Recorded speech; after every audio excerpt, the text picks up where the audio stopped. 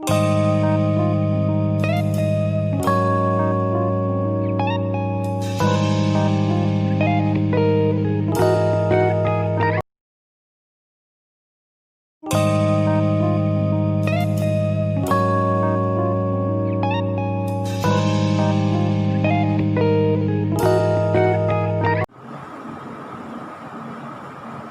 Evening all of you. हम unit second पढ़ा रहे हैं। यूनिट सेकेंड में जो बैच आगे बढ़े हुए हैं उसका टॉपिक वहाँ तक समाप्त कर दिए हैं। अब जो बैच पीछे है हम उसके लिए भी टॉपिक पढ़ाना है, उन सब के लिए भी काम आ जाएगा। इसलिए आज हम महत्वपूर्ण क्लास स्टार्ट करने वाले हैं डीएनए।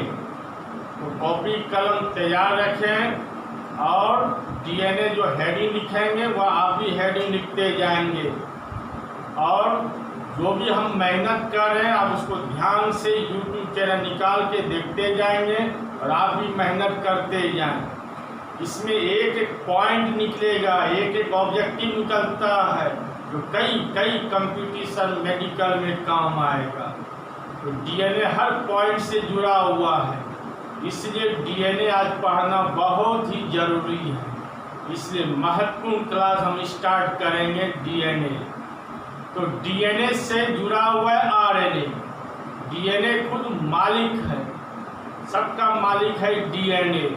डीएनए ही पैदा करता है जीन को, डीएनए ही पैदा करता है आरएनए को पैदा करता है। तो डीएनए महत्वपूर्ण क्लास है, इसलिए डीएनए का क्लास लेना बहुत ज़रूरी है। इसलिए आज हम स्टार्ट कर रहे हैं डीएनए। तो आप भी लिखें हेडिंग, कॉपी कलम निकाल के रखें ताकि आपका ब्रेन ही काम करते रहे। तो यूनिट सेकेंड का ही है और आज 12 तारीख है, 12 जून है और हेडिंग हम लिख रहे हैं डीएनए। डीएनए डीएनए का फुल फॉर्म होता है deoxy ribose nucleic acid.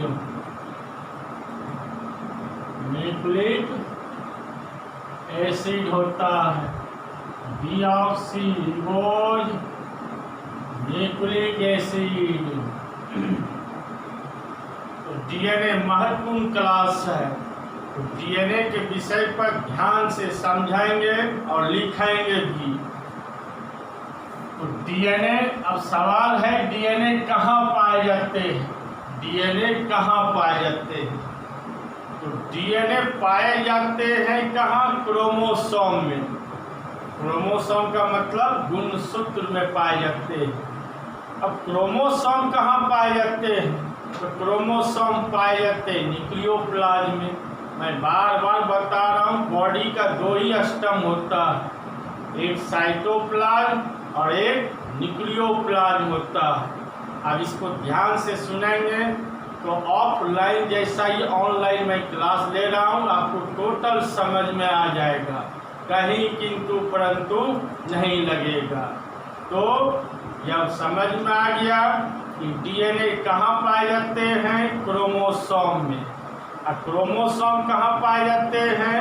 Nucleoplasm में। मनुष्य के बॉडी में क्रोमोसोम की संख्या कितनी होती है? 46 होता है। समझ गए बात को?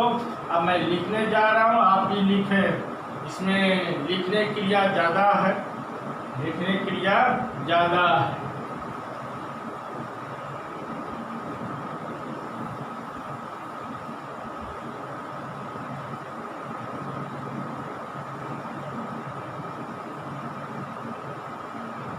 इंट्रोडक्शन।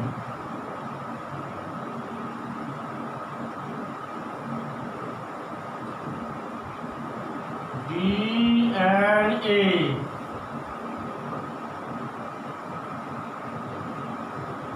क्रोमोसोम। डीएनए क्रोमोसोम में पाए जाते हैं। क्रोमोसोम का हिंदी क्या हुआ? गुणसूत्र। डीएनए क्रोमोसोम में पाए जाते हैं। क्रोमोसोम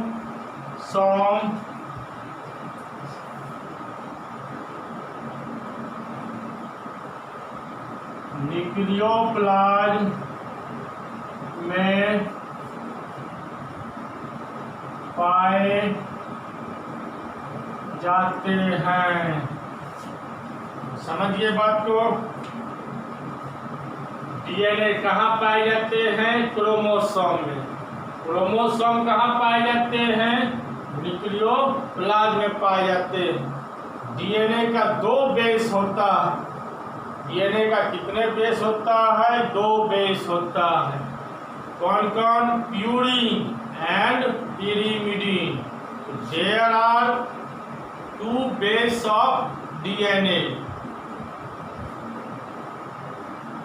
लिखते जाएं। There are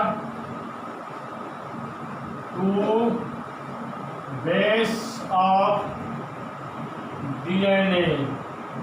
डीएनए का 2 बेस होता है। डीएनए का कितना बेस हुआ? 2। ध्यान देंगे, अभी नो कैन यूज, पहले समझ लें। प्यूरिन, पहला क्या होता है? प्यूरिन, PURINE, ताकि आपको लिखने में दिक्कत नहीं हो। और दूसरा होता है pyrimidine।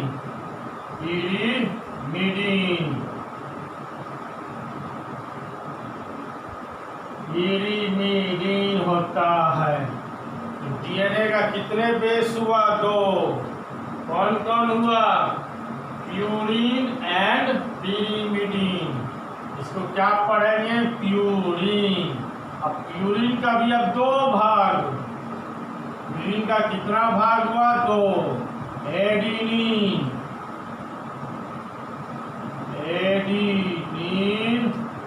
And guanine. पहला क्या हुआ? एडिनिन। दूसरा क्या हुआ? ग्वानिन। एडिनिन को किसके द्वारा इंडिकेट किया जाता है? ग्वानिन को किसके द्वारा इंडिकेट किया जाता है? जी, pyrimidine का कितना भाग? 2।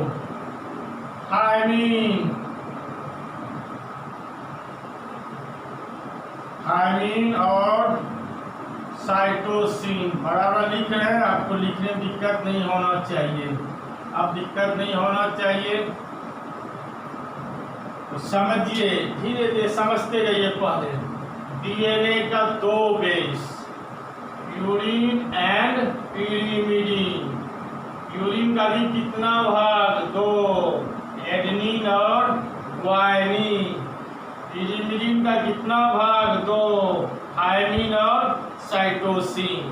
ये कई मेडिकल में कंपटीशन में क्वेश्चन पूछते रहता है, और खास करके आपके 12th के एग्जाम में ये ऑब्जेक्टिव पूछा जाता है कि प्यूरिन का भाग बताइए। तो प्यूरिन का भाग 4 कॉलम देगा, उसमें लगाना है एडेनिन और ग्वानिन। pyrimidine का भाग बतावें। डीएनए में pyrimidine का भाग बतावें। तो pyrimidine का क्या भाग है? थायमिन और साइटोसिन। ये हमेशा याद रखेंगे। रनिंग पीरियड में ये बराबर घूमते रहता है। कोनो विधि से क्वेश्चन या पूछते रहता है ऑब्जेक्टिव में, तो आपको भी अलर्ट रहना है। ध्यान से इसको याद रखना है, अलर्ट भी रहना है। अब आगे देखिए क्या होता है। Double helical model. डीएनए का आकृति जो होता है डबल हेलिकल होता है। तो डबल हेलिकल की क्रिया में एडेनिन किससे जुड़ता है? एडेनिन जुड़ता है किससे? थायमिन से। किससे जुड़ता? थायमिन से, याद रखिएगा। ग्वानिन किससे जुड़ता है? साइटोसिन से। अब इसका बताएंगे, अभी जस्ट बताएंगे डबल हेलिकल कैसे होता है डीएनए का। इसका फिगर भी बनेगा, देखते जाएंगे। डीएनए का फर्स्ट पार्ट हुआ, पार्ट फर्स्ट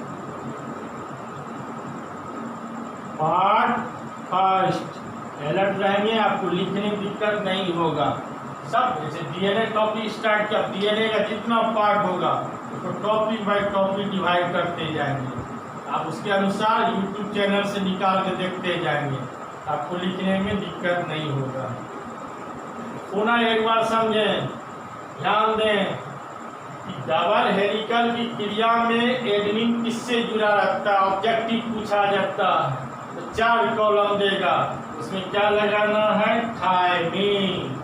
डबल हेलिकल की क्रिया में ग्वानिन किससे जुड़ा रहता है, साइटोसिन से। ग्वानिन किससे जुड़ा रहता है, साइटोसिन से जुड़े रहते हैं। तो समझ गए, डीएनए बहुत महत्वपूर्ण क्लास है। ध्यान दें, पुनः एक बार समझा रहे और समझा रहे। डीएनए का कितना बेस, 2, प्यूरीन और पिरीमिडीन। प्यूरीन का भी कितना भाग, 2, एडेनिन और ग्वानिन। पिरीमिडीन का कितना भाग, 2, थायमीन और साइटोसिन। डबल हेलिकल की क्रिया में एडेनिन किससे जुड़ा रहता है, थायमीन से। ग्वानिन किससे जुड़ा रहता है, साइटोसिन से। 12 के एग्जाम में, मेडिकल में और अदर एग्जाम में यह क्वेश्चन पूछते रहता है।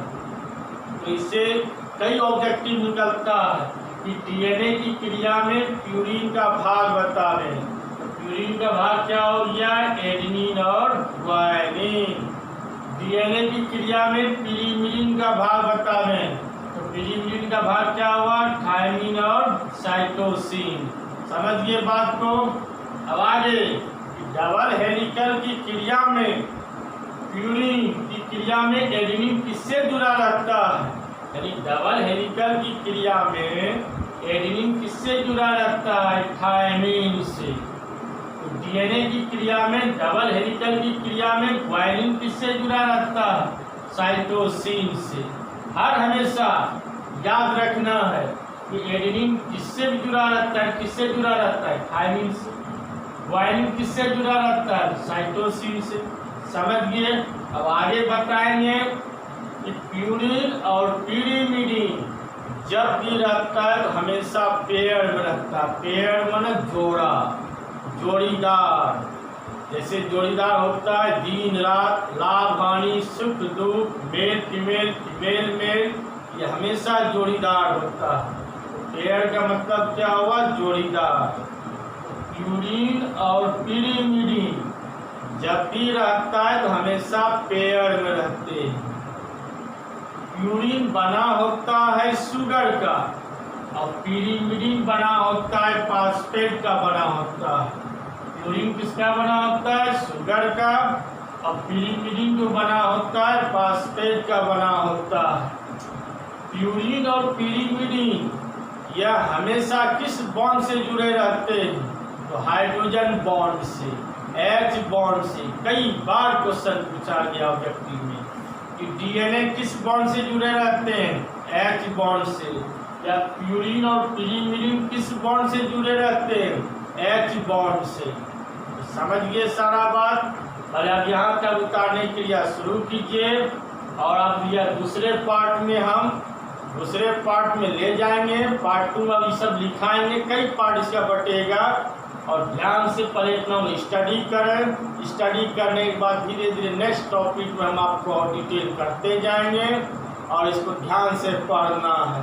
Thank you. लास्ट में सब्सक्राइब जरूर करें। Thank you.